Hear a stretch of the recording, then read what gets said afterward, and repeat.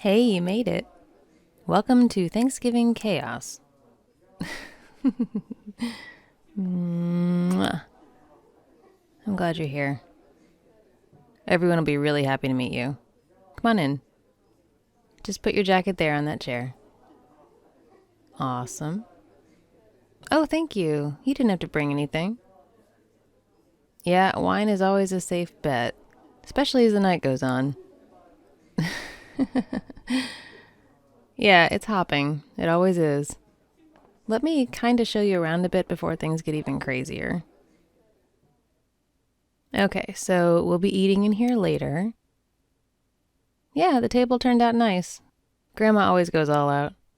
Those little turkeys were handed down through the family for some obscenely long time. Now, in here, this is the football space. Couches, pretzels, the whole nine. You and Grandpa can cheer on the Cowboys together. No, just the two of you. The rest of us like good teams. Bathroom is down there, and the back patio is open for hanging out when it just gets too warm in here. Because it always does. So many people, so much cooking. The kitchen is where most of the noise is coming from, so we'll go there last.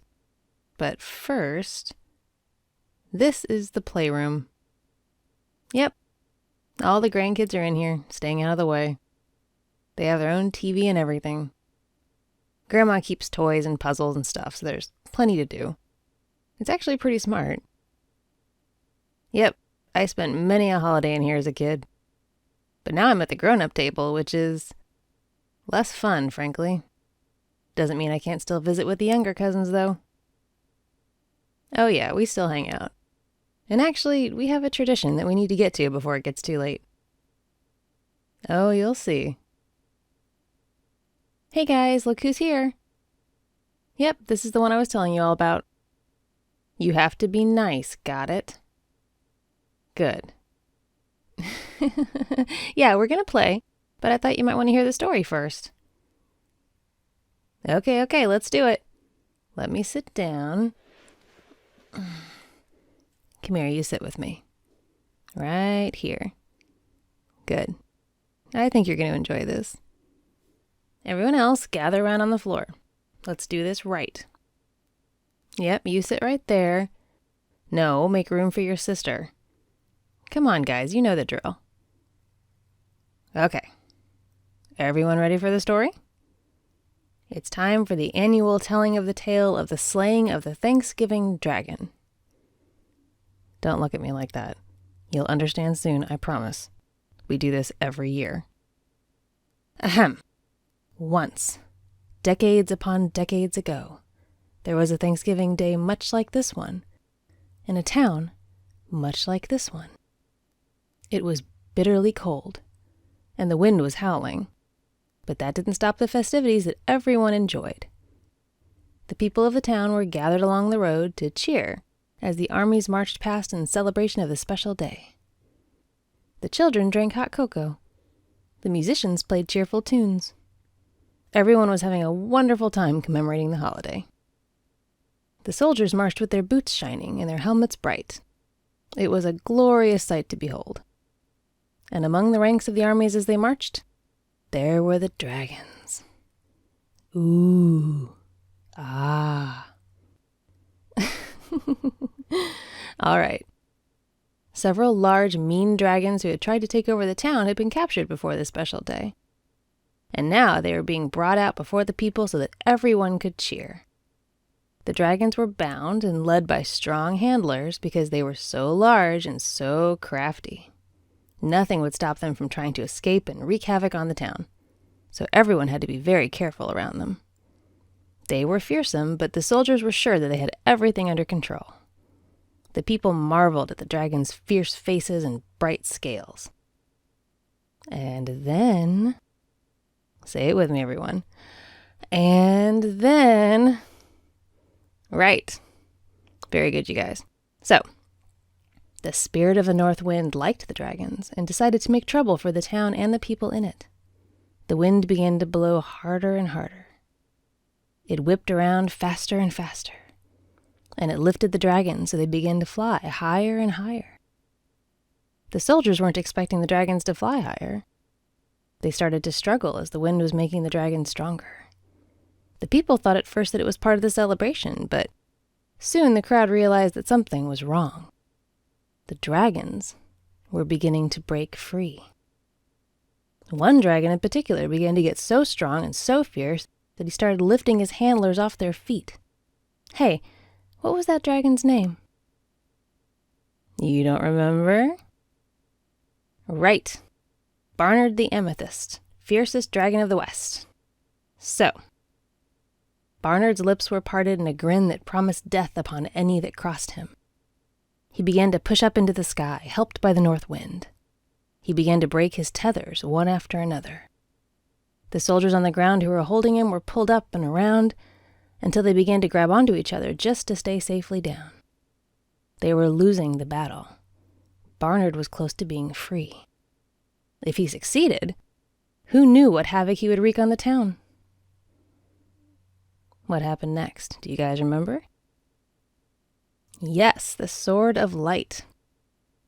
Suddenly, from the crowd, there came a magnificent sword made of light. To this day, no one knows who was wielding it. Those who were there say the sword acted on its own, but we will never be sure. But the sword saved the town from the dragon. It slashed at Barnard the Amethyst, but the dragon leaped and dodged away. The sword slashed again, but again, it missed. The people were screaming and running for safety. The soldiers were straining to keep Barnard from flying away. And then, just when all seemed lost, the spirit of the north wind changed his mind about helping the dragons and making trouble for the town. The wind shifted, and in one smooth, fatal motion, it pushed Barnard the Amethyst into the path of the Sword of Light. The sword did not hesitate. You all look so expectant. I wonder if I should even finish the story. Okay. The Sword of Light pierced Barnard's scales as though they were made of butter. It ripped the dragon open from neck to belly. But inside the dragon there were no guts. There was no blood. The dragon was made of magic, with an inside that was pure white. The sword's cut was a mortal blow, and Barnard began to fall back to earth. His strength failed him, and he sank lower and lower, almost crushing some of the soldiers who were still trying to hold on to him. As his body fell, Barnard's face never lost that broad, sneering grin. It took several long moments for the dragon to come all the way back to earth. His scales nearly buried a few of the soldiers. Some of them began to draw their swords and hack away at the dragon to make sure it was truly dead. But yes, it was. Barnard the Amethyst had met his end by the Sword of Light, before the eyes of the entire town. The people of the town had been fortunate. No lives were lost, except for Barnard. Yes, that's right. So after that, the townspeople never again tried to march such large dragons through the streets. And they always respected the power of the north wind. And they never forgot how close they came to suffering at the claws of Barnard the Amethyst. But they also never stopped having wonderful Thanksgiving celebrations, because they know that if it's needed, the Sword of Light will rise again to protect them. The end. Great story, everybody. Hey, did you guys watch the parade this morning? Yeah? Any dragons get out of hand? Good. Glad to hear it. Okay, you guys go play. We grown-ups are going to talk for a little bit. You like the story? Yeah, I can see that. But it's a true story. Well, sort of. Have you ever heard about the Macy's Thanksgiving Day Parade of 1997? You should Google it. There was an incident with a balloon. A Barney the Purple Dinosaur balloon. Well, several balloons actually, but that one in particular. Yeah. None of us were around to see it live, of course, but we've all seen the videos. And the story of that balloon has become part of the family lore for some reason. Yep. It's my job to tell it to the kids every year. I like to think I make it interesting. Well, thanks for that sweetness. I guess you thought it was a little weird. Really? Well, still.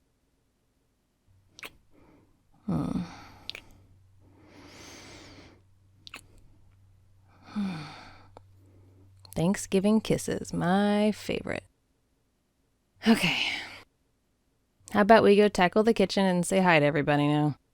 I think we put it off long enough. Here, give me your hand. Thanks again for coming today. I promise there's pie in it for you. Let's go.